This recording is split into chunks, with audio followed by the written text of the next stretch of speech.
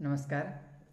आज म माधव प्रसाद घिमिरेको वैशाख भन्ने कविता वाचन गर्न गइरहेको छु। यो कवितामा माधव प्रसाद घिमिरेले प्राकृतिक सौन्दर्यताको एकदम अद्भुत तरिकाले वर्णन गर्नुभएको छ। यो एकदमै मनपर्ने कविता हो मलाई पनि। म आज यसरी सुनाउन गइरहेको। डाँडा काँडा चहुर हरिया देखिए पालुवाले, बोकी ल्यायो बकुल वनको वास मिठो हावाले। डाकी मौरी मधुर रसमा लेक पाक्यो गुहेली, गोठालाले वन वन डुली हाल्न थाल्यो सुसेली। लाउ कानैतिर भनी tiffin गुर्सिनीले Guras, नेवार्नीले मधुसुमनले जेल्दिन् Kesh pass.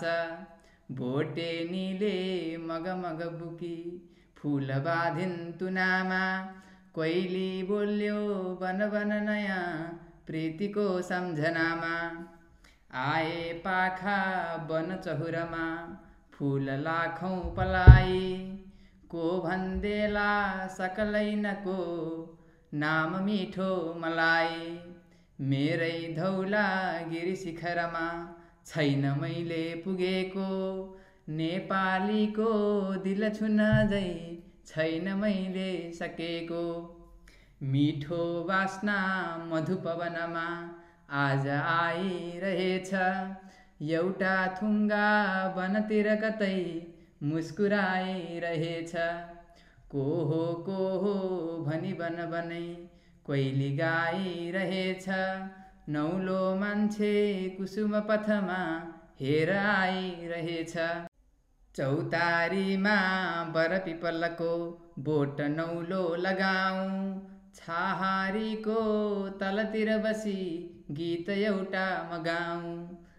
I कहिल्यै पनि नसकिने चैत वैशाख मेरा, लाई कहिल्यै पनि नसकिने प्रीति 9 लाख मेरा। वैली जान्छन् कुसुमहरू जेठको घाम ओढी, कोइली जान्छे कुन बिरहमा माइती देश छोडी। हाँसी खेली 2 दिन कहाँ जान्छ यो जिन्दगानी, को लैजाला अमरपुरमा फूलको यो जवानी। बोक्रा फेरि कन समयले काउ सारा पुरिन्छन्, मौरी आई मधुपवनमा सुन्तलामा धुरिन्छन्। कस्तुरीले गिरिवन घुमी खोज्छ आफ्नै सुगन्ध, हुन्नन् कहिल्यै कुसुम वनमा प्रीतिको गीत बन्द। हुन्न कहिल्यै कुसुम वनमा प्रीतिको गीत बन्द। धन्यवाद।